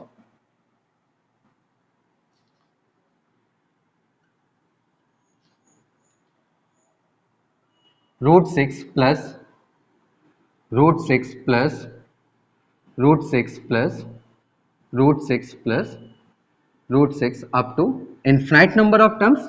आप देख पा रहे होगे यहाँ पर सेम पैटर्न फॉलो कर रहा है। तो अगर हम इसका डायरेक्टली अप्रोच करें, डायरेक्टली अप्रोच में हम करते क्या है, हम अपने बेस नंबर को देखते हैं। हमारा जो बेस नंबर है वो क्या है, 6 है, हर जगह 6 है। तो 6 को दो ऐसे फैक्टर्स में तोड़ रहे होंगे जिनके बीच का डिफरेंस क्या हो, एक का हो, और अगर हम गुणनफल करें इनका तो वो इक्वल होना चाहिए 6 के बराबर। अगर 6 के फैक्टर्स देखें तो ऐसे कौन से फैक्टर्स होंगे, आपको पता है 2 और 3 ऐसे फैक्टर्स हैं जिनका हम गुणनफल करें तो क्या मिलता है, 6 मिलता है, और इनके बीच का डिफरेंस देख रहे होगे तो क्या मिल रहा होगा, 1 का आ रहा है। इट मींस हमारे वो दोनों फैक्टर्स क्या होंगे, 2 और 3 होंगे, और इस पूरी एक्सप्रेशन का जो आंसर होगा वो क्या होगा, बड़ा वाला फैक्टर होगा। इट मींस हमारा जो आंसर होगा वो क्या होगा, 3 होगा। ये तो थी हमारी डायरेक्ट अप्रोच। अगर हम इसे प्रोसेस से फॉलो करें तो प्रोसेस से अगर फॉलो कर रहे होंगे तो मान रहे होंगे कि पूरी एक्सप्रेशन का जो मान है वो इक्वल है y के बराबर। इट मींस y इक्वल होगा root 6 plus root 6 plus root 6 plus √6 up to infinite number of terms. अब आप देख पा रहे होगे, हम सेकेंड स्टेप में देखते हैं कि हमारी एक्सप्रेशन रिपीट कहाँ से कर रही है। तो √6 प्लस के बाद अगेन √6 प्लस √6 आ रहा है up to infinite number of terms. It means हमारी जो एक्सप्रेशन है वो सेकेंड स्टेप से रिपीट करने लगी है, कहाँ तक, up to infinite number of terms तक रिपीट कर रही है। और इस पूरी एक्सप्रेशन को ही हमने माना है y के बराबर, तो हम इसको y से रिप्लेस कर देते हैं। अगर स्क्वायरिंग करते हैं तो यहाँ पे क्या मिलेगा, y स्क्वायर, और यहाँ से रूट हट जाएगा, इट मीन्स 6 प्लस y आ जाएगा।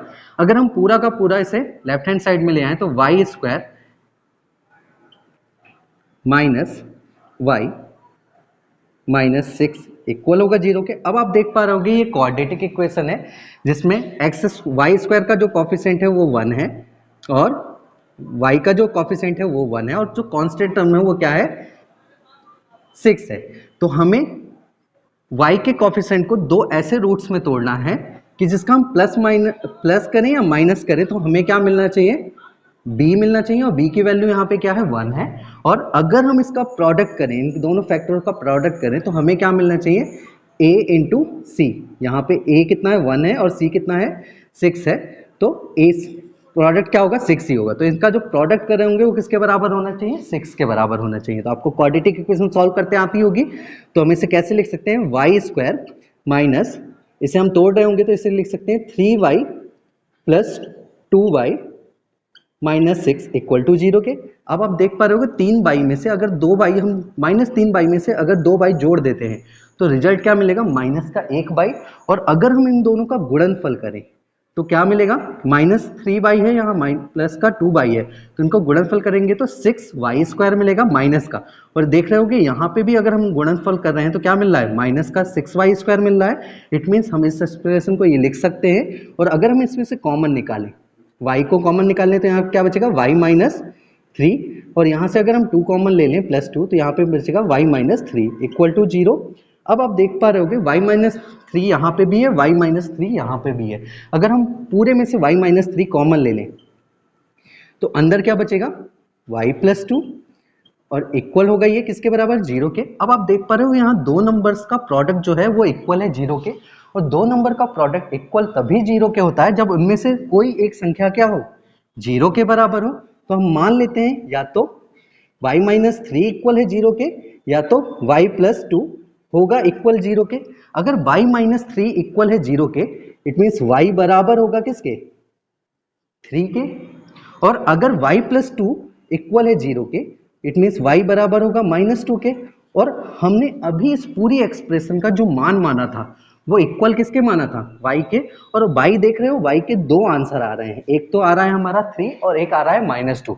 और क्योंकि y का जो मान है वो रूट के अंदर की वैल्यू को फाइंड आउट कर रहा है। और आपको पता होगा किसी भी रूट के अंदर जो वैल्यू होती है वो ऑलवेज पॉजिटिव होती है। इट मीन्स हम निगेटिव वाले आंसर को नहीं लेते हैं, पॉजिटिव आंसर को ले रहे होंगे। और पॉजिटिव आंसर क्या मिल रहा है हमें, 3 मिल रहा है। तो हमारा डायरेक्टली अप्रोच में भी आंसर क्या आ रहा था, 3 आ रहा था। अगर हम इसे प्रोसेस से भी अप्लाई कर रहे हैं तो भी हमारा आंसर क्या आ रहा है, 3 ही आ रहा है।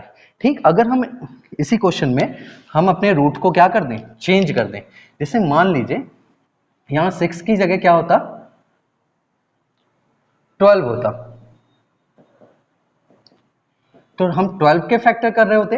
और 12 के दो ऐसे फैक्टर कौन से होंगे, आपको पता है 12 के दो फैक्टर्स कैसे होंगे, एक 3 और 4। आप देख रहे हो 3 और 4 को जब हम प्रोडक्ट करते हैं तो क्या मिलता है, 12 मिलता है। और इनके बीच का जो डिफरेंस है वो क्या है, अगेन 1 का है। इट मीन्स हमारे ये दोनों फैक्टर्स हो रहे होंगे, और इस केस में हमारा जो आंसर होगा वो क्या होगा, 4 होगा। और अगर हम इसे प्रोसेस से भी अप्लाई कर रहे होंगे तो सेम प्रोसेस कर रहे होंगे, और अगेन यहाँ पे फैक्टराइज ही कर रहे होंगे, और हमारा जो फैक्टर्स का यहाँ पे आंसर होगा, पॉजिटिव जो आंसर आ रहा होगा वो क्या आ रहा होगा, 4 का आ रहा होगा। तो सेम इसी प्रकार अगर हम एक क्वेश्चन और लें तो जिसमें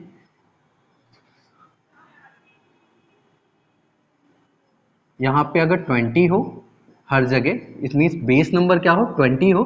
तो जब बेस नंबर 20 हो रहा होगा तो क्या कर रहे होंगे, 20 का फैक्टर्स कर रहे होंगे। आपको पता है 20 के दो ऐसे फैक्टर्स कौन से होंगे, 4 और 5। इट मीन्स इसका जो आंसर होगा वो कौन सा होगा हमारा, फिफ्थ होगा। तो अगर हम प्रोसेस से भी अप्लाई कर रहे होंगे तो भी आंसर आ रहा होगा, अगर हम डायरेक्ट आंसर कर रहे होंगे तो भी हमारा सेम ही आंसर आ रहा होगा। तो ऐसे क्वेश्चन को हम मोस्टली क्या करते हैं, डायरेक्टली आंसर करने की कोशिश करते हैं। अब आप देख पा रहे होगे यहां पे तो हम इजीली फैक्टर कर पा रहे हैं, लेकिन अगर आपको कभी एक ऐसा नंबर मिले जिसका हम फैक्टर ही नहीं कर पा रहे हो, जैसे मान लीजिए हमें यहां पे मिल जाए 7, हर जगह क्या मिल जाए, 7 मिल जाए। अब आप देख पा रहे होगे 7 का हम फैक्टर नहीं कर पा रहे होंगे, ऐसा 7 का कोई फैक्टर नहीं होता जिनके बीच का डिफरेंस क्या हो, एक का हो, और अगर मल्टीप्लाई करें तो क्या मिले, 7 मिले। तो अब ये अप्रोच जो होगी वो आपकी फेल हो जाएगी। यहां अगर हम डायरेक्ट मेथड जो होगी वो फेल हो जाएगी, बट अप्रोच से हम कर सकते हैं। अप्रोच से भी हम कर पा रहे होंगे, हम अपनी क्वाड्रेटिक इक्वेशन तक तो बना रहे होंगे, लेकिन उसको फैक्टराइज मेथड में नहीं बदल पा रहे होंगे। तो जब आपकी फैक्टराइज मेथड फेल हो जाती है तो उस केस में हम क्या करते हैं, श्रीधराचार्य फॉर्मूले को अप्लाई करते हैं। जैसे आप देख पा रहे होगे यहां पे जो हमसे क्वेश्चन पूछा गया था, जो फर्स्ट क्वेश्चन था, इसमें सभी के सभी क्या थे, वेरिएबल थे। तो वेरिएबल को तो हम दो रूट्स में डिवाइड नहीं कर सकते जिनका क्या हो, प्रोडक्ट किसके बराबर हो, एक्स के बराबर। तो अगर आपसे ये भी क्वेश्चन पूछा हो जाता तो भी हम श्रीधराचार्य को अप्लाई करते। तो यहां तक हमारा क्वेश्चन क्या होगा, सेम होगा, और उसके बाद हम श्रीधराचार्य फॉर्मूले को क्या कर रहे होंगे, अप्लाई कर रहे होंगे। आपको पता है श्रीधराचार्य फॉर्मूला क्या होता है? अगर हम श्रीधराचार्य फॉर्मूला की बात करें तो उस केस में जो हमारे रूट्स होते हैं उसका जो फॉर्मूला होता है वो क्या होता है, minus b plus minus under root में b square minus 4ac divided by 2a। यहां पर b और ac जो हैं वो हमारे ये कांस्टेंट कोफिशिएंट हैं x के। तो आपको पता है अगर हम हमारी जो आइडियल क्वाड्रेटिक तो ये है, और हमारी जो इस क्वेश्चन की क्वाड्रेटिक इक्वेशन आई है वो ये आई है। तो अगर हम इससे कंपैरिजन करके a b c के मान को कैलकुलेट करें तो आप देख पा रहे होगे यहाँ पे वाई स्क्वायर का जो कॉफिशिएंट है वो क्या है, 1 है। यहाँ पे y का जो कॉफिशिएंट है वो क्या है, -1 है। और c का जो कॉफिशिएंट है वो क्या है, c इक्वल है किसके, -x के। इट मीन्स हम कह सकते हैं यहाँ से a बराबर होगा 1 के, b बराबर होगा -1 के, और c बराबर होगा -x के। तो अगर हम इस फॉर्मूले में इनकी वैल्यू को पुटअप करें तो b की वैल्यू क्या है, -1 है, तो ये ऐसा हो जाएगा plus minus root b square, it means -1 का होल स्क्वायर माइनस 4, a की वैल्यू 1 है और c की वैल्यू क्या है, -x divided by 2a, a की वैल्यू 1 है। तो अगर हम इसे सॉल्व करें तो आप देख पा रहे होगे माइनस माइनस क्या हो जाएगा, 1 हो जाएगा पॉजिटिव का। और यहाँ पे हम क्या ले रहे होंगे, प्लस माइनस नहीं ले रहे होंगे, ऑलवेज प्लस ले रहे होंगे। क्यों? क्योंकि हमें पता है कि रूट के अंदर जो भी मान आ रहा होगा वो कैसा आ रहा होगा, पॉजिटिव आ रहा होगा। तो हम यहाँ पे क्या लेते हैं, प्लस लेते हैं। और अगर हम रूट के अंदर सॉल्व कर रहे होंगे तो -1 का स्क्वायर क्या होगा, 1 ही होगा, प्लस आपको पता है ये माइनस इससे बाहर निकलेगा तो इसको क्या कर देगा, पॉजिटिव कर देगा, और 4x हो जाएगा। यहाँ पे क्या आ जाएगा, 2, और 2 इंटू 1 कर रहे होगे तो आंसर क्या मिलेगा, 1 ही मिलेगा। इट मीन्स हमारा जो इस क्वेश्चन का आंसर होगा √x plus √x plus √x plus up to infinite का, वो आंसर क्या होगा, 1 plus root 1 plus 4x by 2। तो इसका तो ये आंसर होगा, और ये उन क्वेश्चनों का भी आंसर होगा जिनके हम डायरेक्ट फैक्टराइज नहीं कर पाते हैं।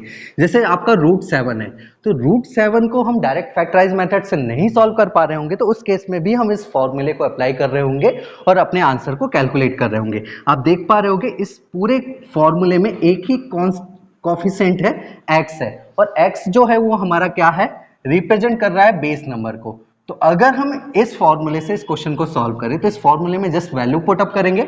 हमारा फॉर्मूला क्या है, आपको याद हो गया होगा, 1 plus root 1 plus 4x divide by 2, जहां पर x यहां पे अगर हम देखें तो x क्या है, 7 है, तो x की जगह हम 7 रख रहे होंगे, तो 1 plus root 1 plus 4 into 7 divide by 2। It means क्या आ रहा होगा, 1 plus root 1 plus 28 divide by 2। अगर हम इसे फाइनली कैलकुलेट करें तो क्या आ रहा होगा, 1 plus root 29 divided by 2। It means हमारे जो √7 प्लस √7 प्लस √7 प्लस √7 का जो आंसर होगा वो क्या होगा 1 प्लस √29 डिवाइडेड बाई 2। ठीक इसी प्रकार अगर हम एक दो क्वेश्चन और देखें जिनके हम परफेक्ट फैक्टराइज मेथड को नहीं अप्लाई कर पा रहे होंगे तो उस केस में हमारे जो आंसर होंगे वो क्या होंगे। जैसे मान लीजिए अगर हमें यहाँ पे √7 की जगह √10 मिले, आप देख रहे होंगे 10 को भी हम फैक्टराइज नहीं कर पा रहे होंगे। 10 के अगर हम फैक्टर देखें तो 2 और 5 होगा और 2 और 5 के बीच का जो गैप होता है वो 1 नहीं होता। इट मीन्स हम डायरेक्ट फैक्टराइज मेथड को यहाँ पे अप्लाई नहीं कर पा रहे होंगे। तो अगेन हम फॉर्मूले को अप्लाई कर पा रहे होंगे। तो फॉर्मूला हमारा क्या होता है 1 प्लस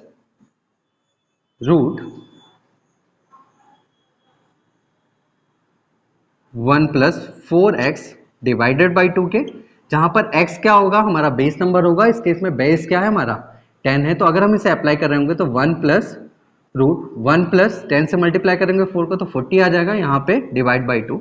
इट मीन्स फाइनली हमारा आंसर जो होगा वो क्या होगा 1+√41 डिवाइडेड बाई 2।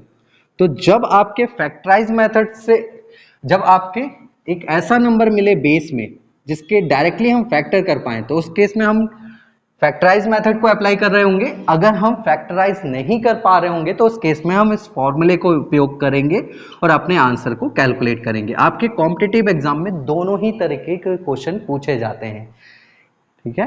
तो आपको दोनों ही तरीके बनने चाहिए और मोस्ट ऑफ द केस में हम इन क्वेश्चनों को डायरेक्टली आंसर करते हैं। आप देख पा रहे होंगे यहाँ पर जो हमारे क्वेश्चन मिले हैं उसमें क्या मिल रहा है √x plus √x plus √x plus √x, अगर up to infinite number of terms. अगर यहाँ पे √x प्लस की जगह क्या हो जाए माइनस हो जाए तो हमारा जो क्वेश्चन होगा वो थोड़ा सा ही डिफरेंट होगा, है ना। तो यहाँ पे अगर हम माइनस कर दें हर एक रूट में तो आप देख पा रहे होगे अभी भी हमारा जो क्वेश्चन है वो एक फिक्स पैटर्न को फॉलो कर रहा है। इट मींस हमारा आंसर भी जो होगा वो फिक्स पैटर्न को फॉलो कर रहा होगा। तो इस केस में जो आंसर होता है वो अगेन हम बेस नंबर को क्या करते हैं दो ऐसे फैक्टर्स में तोड़ते हैं जिनके बीच का डिफरेंस क्या हो एक का हो, यानी एक फैक्टर अगर n है तो दूसरा क्या होगा n+1। इनके बीच का डिफरेंस कितने का है आप देख पा रहे होगे 1 का है और इनका प्रोडक्ट इक्वल होना चाहिए किसके बराबर हमारे बेस नंबर के बराबर। बट जो आंसर होगा वो इस केस में हमारा जो होगा वो क्या होगा स्मॉलर फैक्टर होगा, है ना। आप देख पा रहे होगे n और n+1 दो हमारे फैक्टर हैं बट जो हमारा आंसर होगा वो क्या होगा स्मॉलर फैक्टर होगा। और स्मॉलर फैक्टर अगर हम इन दोनों नंबर्स की बात करें तो क्या होगा n होगा, है ना। अगर हम इसमें प्रोसेस अप्लाई करें तो प्रोसेस भी सेम है। आप सेम प्रोसेस में यहाँ पे बस सिंबल्स चेंज करने, यहाँ माइनस आ जाएगा, यहाँ माइनस आ जाएगा, यहाँ माइनस। इट मीन्स यहाँ पे भी क्या आ रहा होगा माइनस आ रहा होगा और इस क्वाड्रेटिक में अगर हम देखें तो यहाँ पे भी माइनस। तो जब हम इसको इधर लेके आ रहे होंगे तो y हमारा क्या हो जाएगा पॉजिटिव हो जाएगा और x हमारा अभी भी नेगेटिव होगा। ये क्वाड्रेटिक बन रही होगी। तो यहाँ पे अगेन अगर हमारे फैक्टराइज मेथड को अप्लाई कर रहे होंगे तो हम दो रूट्स में तोड़ रहे होंगे। अगर हम रूट्स में नहीं तोड़ पा रहे होंगे तो हम श्रीधराचार्य लगा रहे होंगे और श्रीधराचार्य में बस थोड़ा सा फर्क होगा। जो हमारा b नेगेटिव था वो किस में हो जाएगा b पॉजिटिव में हो जाएगा।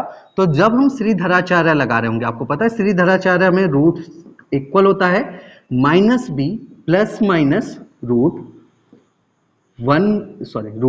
- 4ac अपॉन में 2a के बराबर। अगर हम यहाँ पे देखें तो a जो है वो हमारा b जो है बराबर है किसके 1 के बराबर। इट मीन्स यहाँ पे आ जाएगा -1 प्लस माइनस √b², है ना। b की वैल्यू 1 है तो 1 का स्क्वायर माइनस 4, a की वैल्यू 1 है, c की वैल्यू अभी भी -x है डिवाइडेड बाई 2 इंटू 1।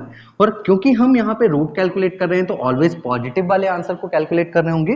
तो यहाँ पे जो आ रहा होगा वो क्या आ रहा होगा -1 प्लस √1 माइनस ये माइनस माइनस क्या हो जाएगा प्लस हो जाएगा 4x अपॉन में 2, जहां पर x जो है वो हमारे किस नंबर को रिप्रेजेंट कर रहा है बेस नंबर को रिप्रेजेंट कर रहा है।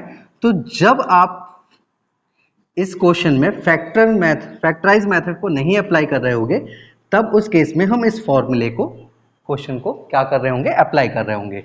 जैसे अगर हम एक क्वेश्चन सॉल्व करते हैं तो एक तो हम डिटेल से सॉल्व करते हैं, जैसे क्योंकि हमारा जो निगेटिव में आंसर होता है वो हमारा स्मॉलर फैक्टर होता है, और हमारा फॉर्मूला जो होता है वो क्या होता है, -1 plus under root 1 plus 4x divide by 2, जहां पर x जो है वो हमारा क्या है, बेस नंबर है। जैसे क्वेश्चन है, फाइंड द वैल्यू ऑफ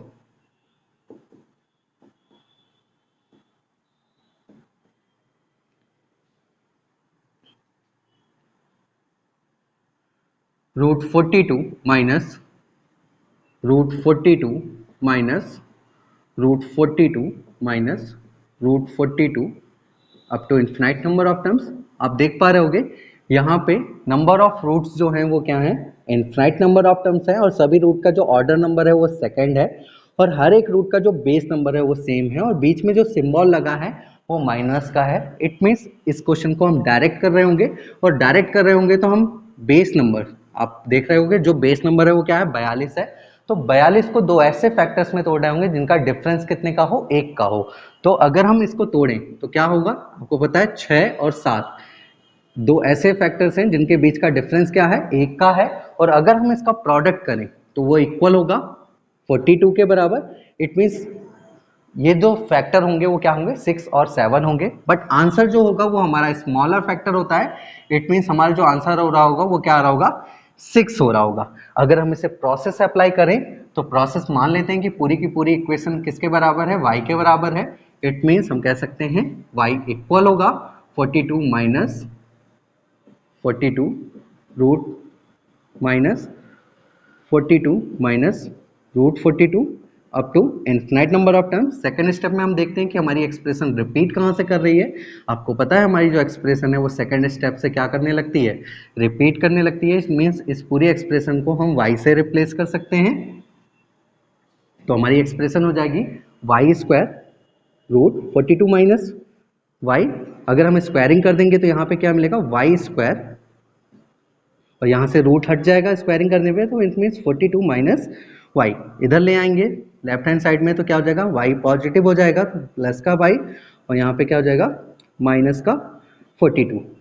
अब ये हमारे पास एक क्वाड्रेटिक है, अगर हम इसको सॉल्व करें तो इसको हमें ऐसे फैक्टर्स में करना है कि यहाँ पे क्या मिले, 1 मिले, और अगर हम प्रोडक्ट करें तो क्या मिले, 42 मिले। तो अगेन आप देख पा रहे होगे y² प्लस का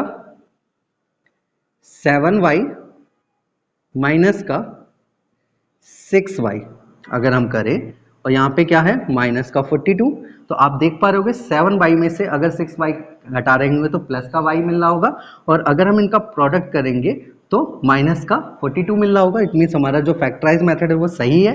तो अगर हम यहाँ से कॉमन ले रहे होंगे तो y कॉमन ले लेंगे तो y प्लस 7 आ जाएगा, और यहाँ से अगर हम कॉमन लेंगे तो -6 को कॉमन ले रहे होंगे, इट मीन्स y प्लस 7 यहाँ पे भी आ जाएगा इक्वल टू 0। अगर हम y प्लस 7 को अगर यहाँ से क्या कर लें, कॉमन ले लें, तो अंदर बचेगा y माइनस 6 इक्वल टू 0। आप देख पा रहे होगे दो नंबर्स का प्रोडक्ट क्या है यहाँ पे, इक्वल है 0 के। इट मीन्स या तो ये 0 होगा या तो ये 0 होगा। तो अगर हम मान लेते हैं y प्लस 7 इक्वल है 0 के, इट मीन्स y बराबर होगा किसके, -7 के। और माइनस में हम वैल्यू को कैलकुलेट नहीं करते हैं, क्यों, क्योंकि ये रूट के अंदर की वैल्यू है, और आपको पता होगा रूट के अंदर जो भी वैल्यू होती है वो ऑलवेज कैसी होती है, पॉजिटिव।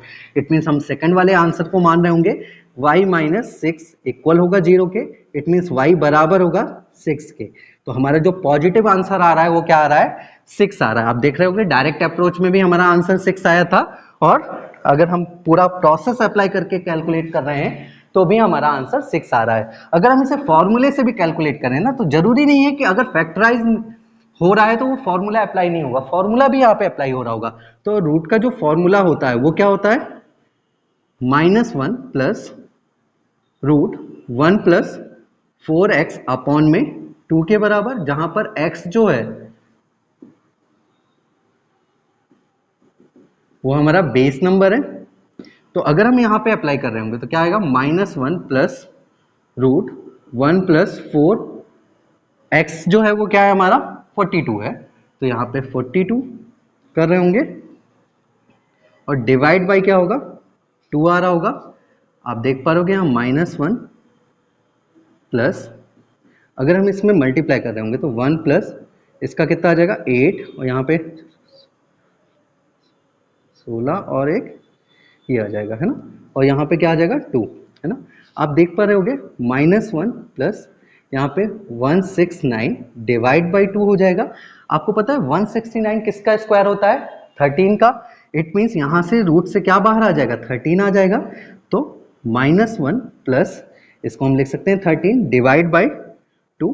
अगर हम इन दोनों का एडिशन करें तो क्या मिलेगा 12 डिवाइड बाई 2 और आंसर क्या मिल रहा होगा 6। आप देख पा रहे होगे तीनों ही अप्रोचेस से हमारा जो आंसर आ रहा है वो सेम आ रहा है। इट मीन्स हम किसी भी अप्रोच को क्या कर सकते हैं यहाँ पे फॉलो कर सकते हैं।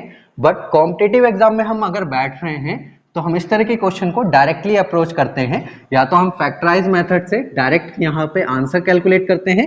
अगर हम फैक्टर नहीं कर पा रहे होंगे उसी केस में हम इस फॉर्मूले को अप्लाई कर रहे होंगे। अगर हम डायरेक्ट फैक्टराइज कर पा रहे होंगे तो हम डायरेक्टली करेंगे, फॉर्मूले का इस्तेमाल नहीं करेंगे। फॉर्मूले का इस्तेमाल हम तभी कर रहे होंगे जब हम क्वेश्चन में फैक्टराइज मेथड को अप्लाई नहीं कर पा रहे होंगे। जैसे अगर हम एक क्वेश्चन करें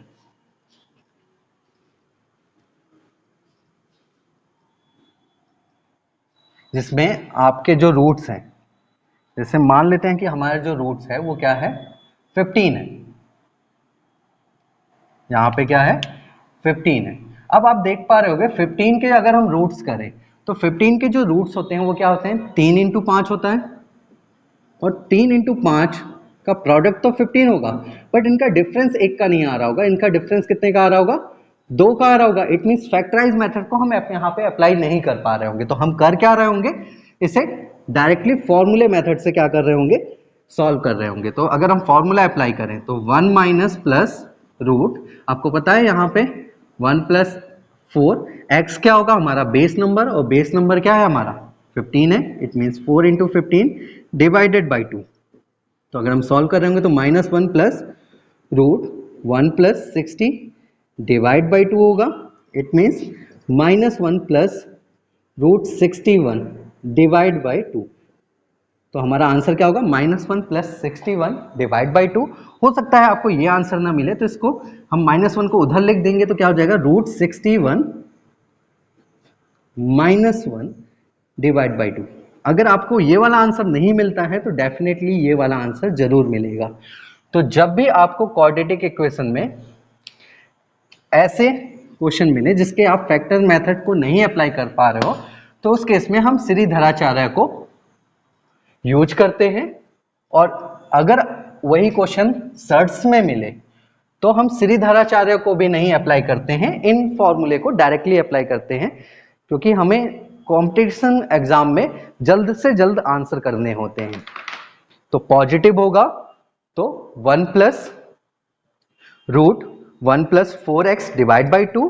अगर बीच में साइन जो आ रहा है निगेटिव का, उस केस में हमारा जो फॉर्मूला होगा वो क्या होगा -1 plus root 1 plus 4x divide by 2।